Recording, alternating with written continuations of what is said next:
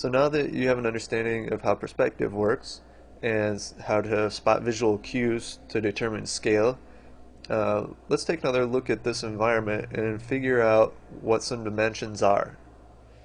So I've gone ahead and I've downloaded a bunch of different reference photos of this location, and this one I think is going to be really helpful because it shows this building right here, which is also this one. And it's not really the most helpful photo to use to determine distances and sizes, but what we can do is we can look right here and, just for a second, put yourself in her shoes. If you were standing there with your arms outstretched about this distance, I mean, that to me looks about 3 feet. It's probably not exactly, but it looks pretty close. So let's just assume that the doors here are 3 feet. And I've gone ahead and found another image. This one's a little bit more straight on, so that's going to help us out. So if we zoom in here, I've already gone ahead and I've added this little bar here. And if we slide it around, you can see that they're in one.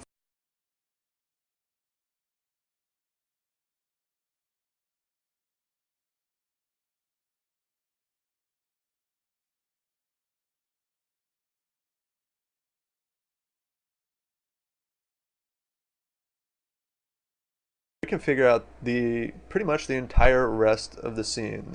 That's all the counting we have to do, and we've got the entire scene figured out. And I'll show you how this works. So before we're ready to jump into Max and start modeling this thing up, we need to prepare this image a little bit so that it's going to work the way we want it to once we have it in Max. Uh, so what we need to do is straighten these vertical lines and also fix the horizon. If you remember, we said that the horizon was right across here. Well, you can see that as this goes off into the distance that it's not exactly working right. If these people stood up, they'd obviously be much taller than where the horizon is, and since we assume the camera is at a normal person's height, uh, that's not working. So let's go ahead and straighten this image out a little bit. So what I'm going to do is just transform it and straighten these vertical lines. That seems to be pretty good. And we also need to bring that horizon down. So let's draw this back in and we will skew this a little bit. And that feels much better right there. Great. So next thing we need to do is get a few perspective lines in there, and just for reference when we get into Max. So zoom in just a little bit so it can be accurate. So let's draw one right across the bottom of this window. And we'll do one right across the top here. Something like that. And we can do one across the bottom here. Yeah, looks like it's gonna work. And we can do one right across here as well, right across the bottom. Follow it. Yeah, that's pretty good.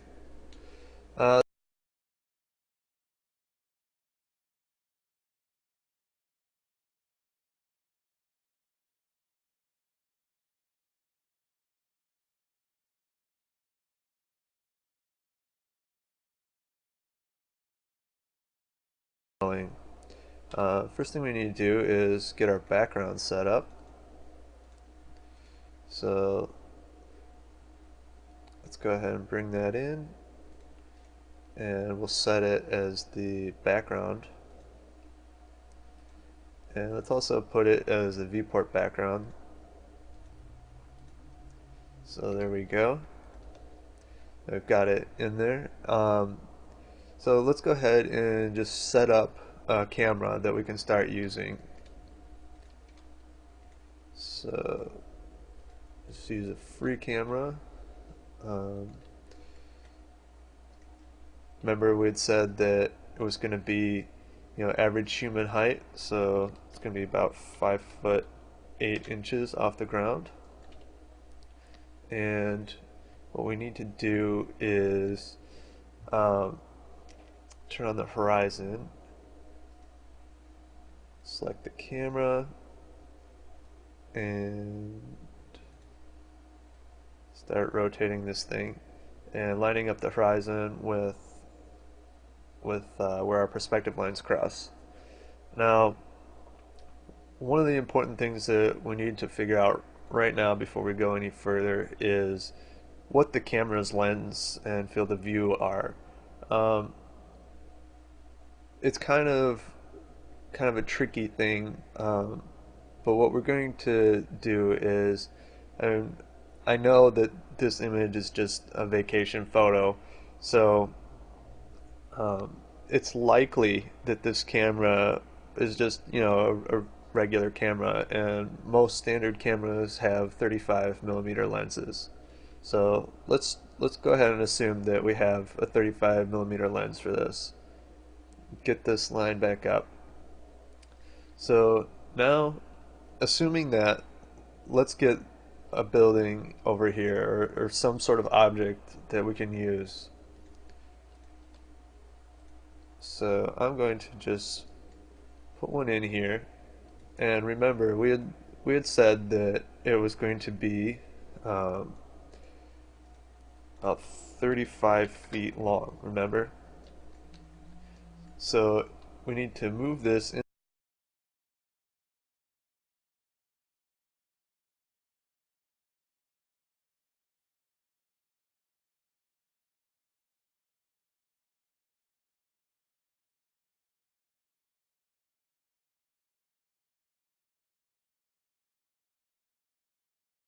into the distance and actually reaches the vanishing point. So what we can do is get that lined up there. We're going to need to rotate it so that it lines up here. And something right about there. Now check this out. If we adjust the height of this, it's fitting perfectly into perspective now. And to test that we're correct, we'll put this back to 35 feet, and we can move this.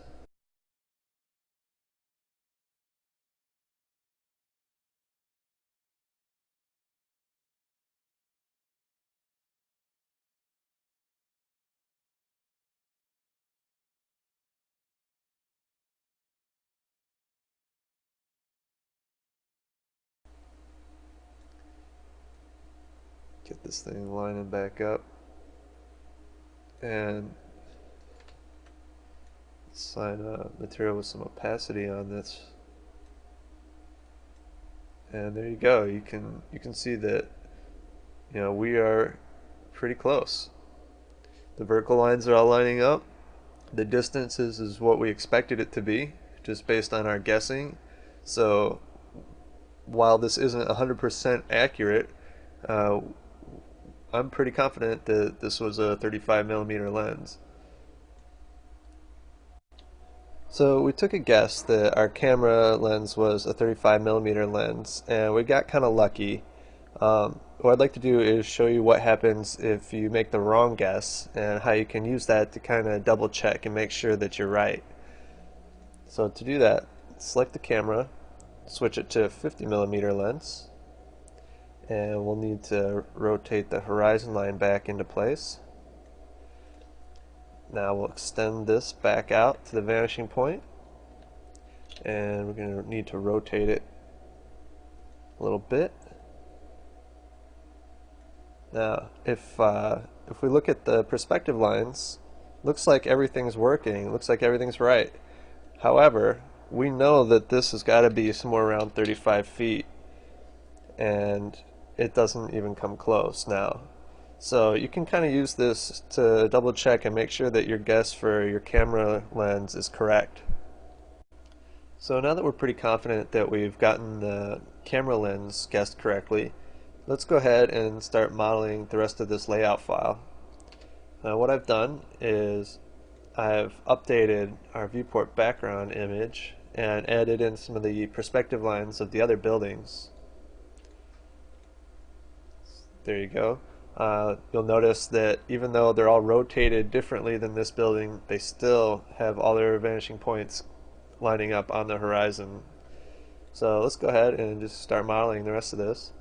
We'll bring this building height up to that corner. And now we can just copy this building down. Put a snap point there on the corner. And rotate this until it fits back.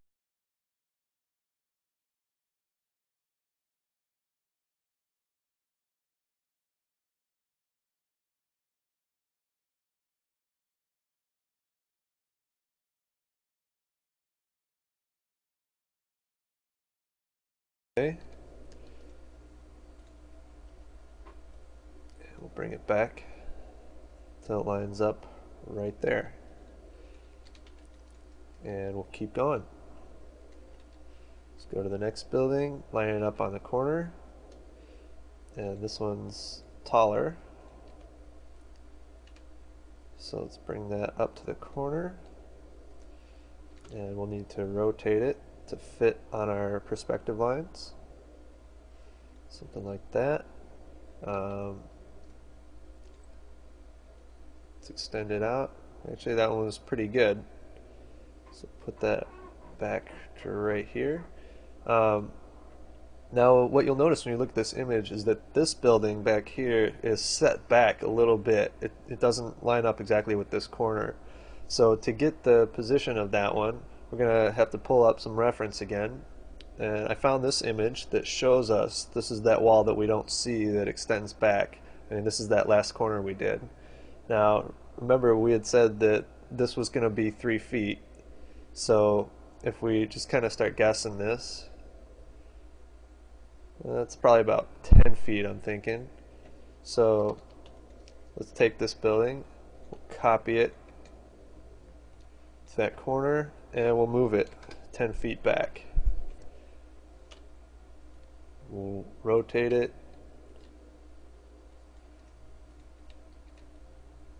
Make sure it's tall enough. And extend this face out so that we can get the right rotation on it. Right about there. So that's pretty good.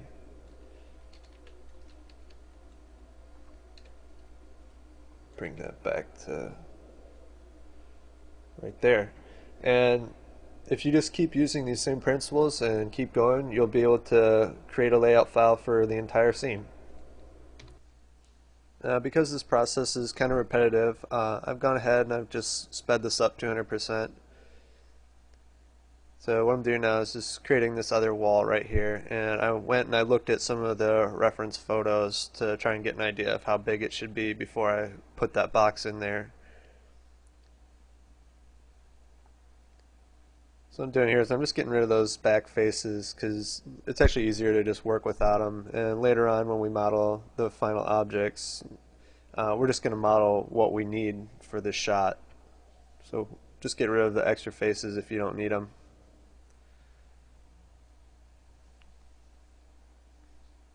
So here I'm just going to get rid of these top faces, not necessary, as well as that back one.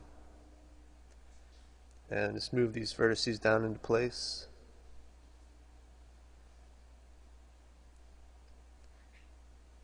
And it's always nice to just use the extrude for your edges because it works at 90-degree angles, which is perfect. And when your buildings are rotated like this, it's kind of difficult to get a perfect 90-degree extrude without using that tool. So I noticed that the building was shifted off a little bit, so I just moved it back. We don't have to be really exact with this stuff. I mean, it's just really for layout purposes. what's important is that what we set up here is good enough that when we begin modeling, we don't have to change things too much. That they're basically the right height, right scale, everything's in about the right spot. Once you get into the modeling phase, things fluctuate all the time. You're going to have to move things because the character mocap was slightly different, or there could be all sorts of reasons why you'd have to adjust the position of things. But for layout, just get it close.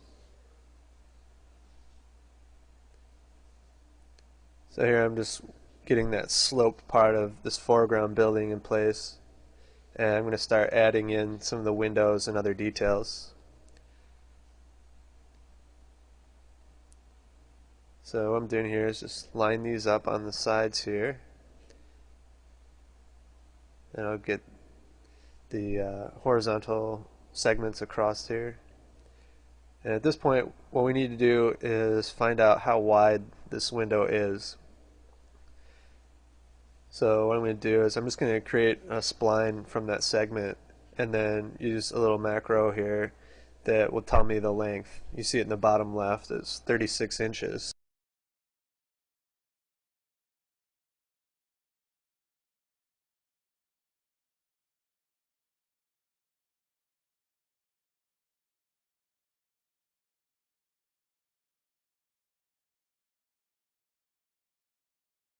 Get the top of this door set up. Make sure that this is horizontal. And remember, we had figured out that the doors were going to be 3 feet, so I'm going to make sure that we do that again. And pull up a little bit of reference.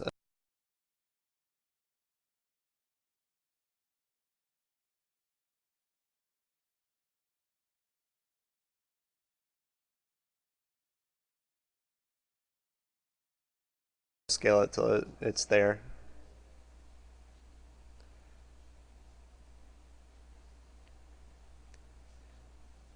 You should never put any detail anywhere that you're not going to see it, and that's true even now at this layout phase. If you're not going to see it, don't worry about it.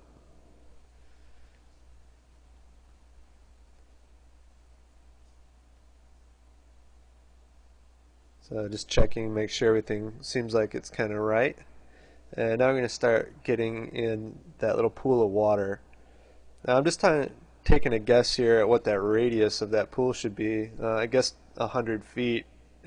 From the top view it looked pretty close, so just went with that. And now I'm just moving it into place and trying to get it to line up.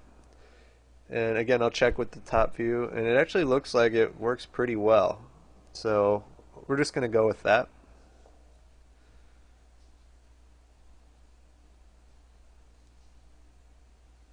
And let's add that building into the background here too. So just create a box and move it into place. Try and get the height, the length correct. And I mean, we know that the camera isn't going to make it all the way down there.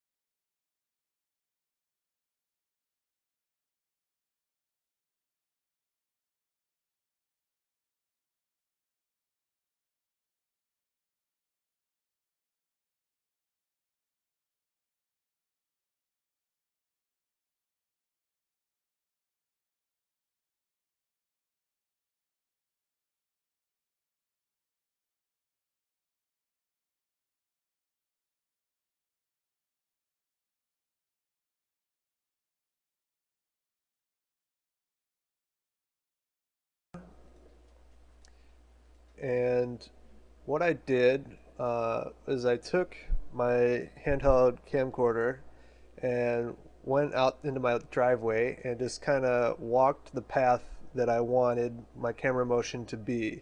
And then I took that and tracked it and output a camera that we just merged in. So uh, what we get is very natural handheld sort of walking motion. And what I did was I just made sure that when I was in my driveway that I figured out how far I wanted to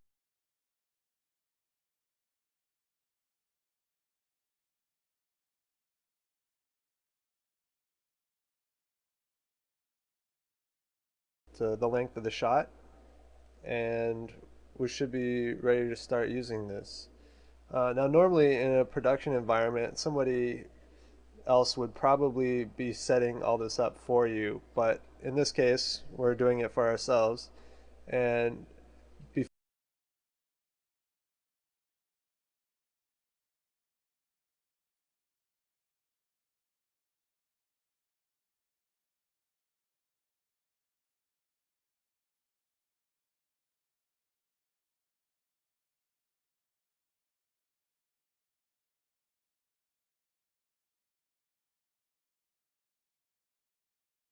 open up the layout or the renamer here, and just gonna name this uh, buildings and the ground. Just name that ground. Um, as long as it's not, box 01, that should be good. So I'm also going to take all this stuff, all these layout objects, and I'm going to put them on a layer. This is a tool that we use at Blur. It's basically just an extension of Max's own layer tools. So pretty much everything that you see here, the Max layers do also. Um, but I just like to use this because I'm more familiar with it. So let's just call this layout. And we can put the cameras on their own layer too.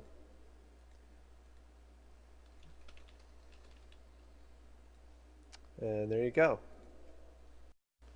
The last thing that we need to do before we start modeling is just create a simple light rig that we can use while we're modeling that renders fast and gives us the kind of general impression of the lighting so that we can work on materials later. Um, what we're going to do is we're going to render with V-Ray. So I'm going to switch over and I can turn down the settings a little bit. I'm going to turn on GI, but we're not going to use any bounces, so just the primary direct light.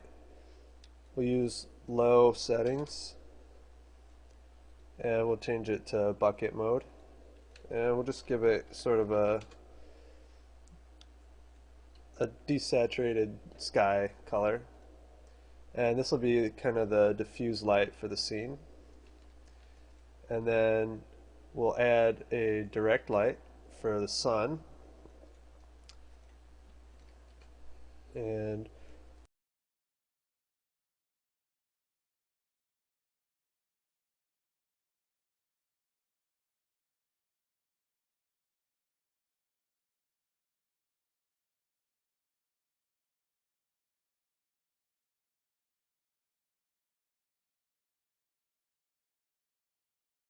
uh, not very good. I need to turn a few things off here. Set our background to black, and we'll just assign a new material to everything. Let's try that. And there we go, we're kind of getting soft lighting. The direct light could probably be a little bit brighter.